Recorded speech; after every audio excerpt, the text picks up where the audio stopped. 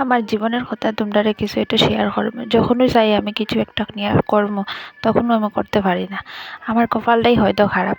তো যাই হোক, আরেকদিন তোমাদের সাথে এইরকম একটা ভিডিও নিয়ে আইমু, যাতে আমার জীবনের শেয়ার করার লাগে জীবনের কিছু কথা। তো শেয়ার করবো, তখন আর কিছু করার নাই। যা কিছু উপরে হয় হইতে না হয় না, মানুষের যা তা হয় উপরে তা বহন করে নিতে লাগে। তো আজকে আমি আমার জীবনের বিষয়ে কিছু কইতাম না, শুধু এইটুকু কইমু যে তোমরা সবাই যদি আমার পাশে থাকো, আমি সব কিছুই ভুলিয়া থাকতে চেষ্টা করবো। আর তো আজকে রান্না করলাম, দেখো এগুলা পাবদা মাছ আনা হয়েছে বাজার থেকে।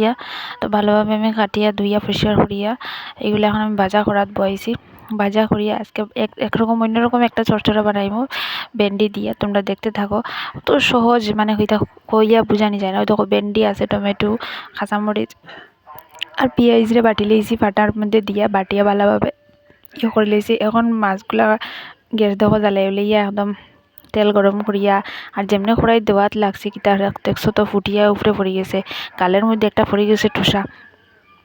তারপরে যাই হোক মাছগুলো ভাজা ভাজা করিয়া লামাইয়া তারপরে ও কড়াইয়ের মধ্যে আবার একটু তেল দিয়া আর পেঁয়াজগুলো দিলাইছি। তারপরে টমেটোটা দিলাম, দিয়ে একটু নাড়াই উড়িয়া একটু মানে মজবার লাগিয়া দিলাম একটু লবণ দিয়া একটু করিয়া দিলাম একটু হলুদ গুঁড়া আর জিরা গুঁড়া। আর পরে বলে গেছি একটু মরিচ দিতাম, মরিচও দিলাম। দিয়া 2-3টা কাঁচামরিচ যে আছিল ওগুলো দিলাম, দিয়া একটু জলদি কাটাই উঠিয়া রাখলাম, যাতে কিতা হয় মশলাটা পুড়ি যায় না। আর অত সময় কাটাইতে 5-10 মিনিট কাটাইলাম, যাতে মশলাটা ভালোভাবে একটু সাতলানি হয়। সাতলানির পরে দেখো আমি ওই যে ভেন্ডিগুলো ফাড়িয়ে রাখছিলাম ওগুলো দিলাম, আর 2টা রসুন দিলাম আর কি। এমনি এটা কিচ্ছু না, এমনি তাহলে চেঁচিয়া দিছি না, এমনি দিলাইছি। আর ভেন্ডিগুলো দিলাইলাম, দিয়া পালাটিকে নাড়াচাড়া করিয়া তারপরে দেখো সাইডে আমি একটা গরম জলের ডেক বয়াইছি। ডেকের মধ্যে আমি জল দিছি, গরম বয়াইছি। ওখান থেকে গরম জল দিলাম কড়াইয়ের মধ্যে পরিমাণ মতো দিয়া ভালোভাবে লড়াই উড়িয়া দিকর জল ফুটে গেলে মাছও দিলাইমো। বেশি না, 3টা মাছ বানাইমো, বাকিগুলো রাতলে রাখি দিব, কারণ আমরা মানুষ 3জন। তো 3টা মাছ দিলাম, দিয়া ভালোভাবে ফুটে উঠিয়ে দেখো আমরা পাবদা মাছের চরচড়া রেডি হয়ে গেছে পুরা। কত সহজে দেখো হয়ে গেছে।